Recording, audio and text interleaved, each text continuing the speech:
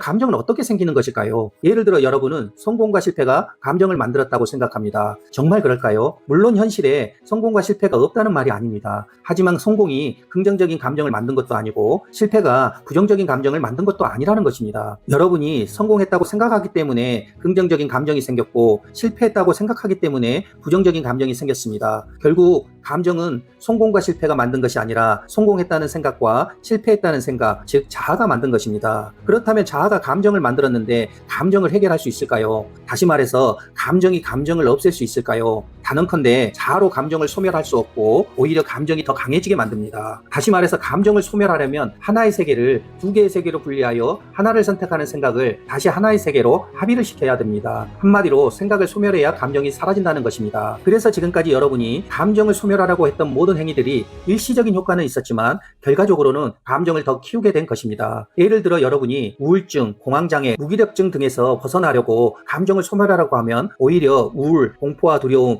무기력 등의 감정은 더 강해집니다. 다른 정신질환들도 마찬가지입니다. 제가 말하려는 것은 정신질환을 치유하지 말라는 것이 아닙니다. 자아로 정신질환을 치유하려고 하면 정반대로 더 악화가 된다는 것입니다. 그렇다면 여러분은 어떻게 정신질환을 치유할 수 있을까요? 먼저 감정을 소멸하려고 해서는 안 된다는 것입니다. 여러분은 우울증이 현실이 좋지 않아서 생겼다고 생각합니다. 물론 현실의 상황은 좋지 않습니다. 하지만 좋지 않은 현실이 절대로 여러분을 우울하게 만들지 않았습니다. 자아가 현실을 원하는 상황과 원하지 않는 상황으로 분리하여 현실이 원하는 상황이어야 하는데 원하지 않는 상황이라고 생각하기 때문에 우울한 것입니다. 그렇다면 우울증은 원하지 않는 현실이 만들었나요? 아니면 현실이 원하지 않는 상황이라는 생각이 만들었나요? 한마디로 우울증은 여러분이 우울해지고 싶어서 우울한 것이지 좋지 않은 현실이 우울하게 만든 것이 아닙니다. 이렇게 자기 탐구를 통해 우울증을 만드는 생각을 온전히 이해하고 수용하면 우울증은 저절로 사라집니다. 그러면 본래부터 우울한 감정이 없었다는 사실을 알게 됩니다. 다른 정신질환들도 모두 마찬가지입니다. 여러분은 감정을 어떻게 해결하고 있었나요?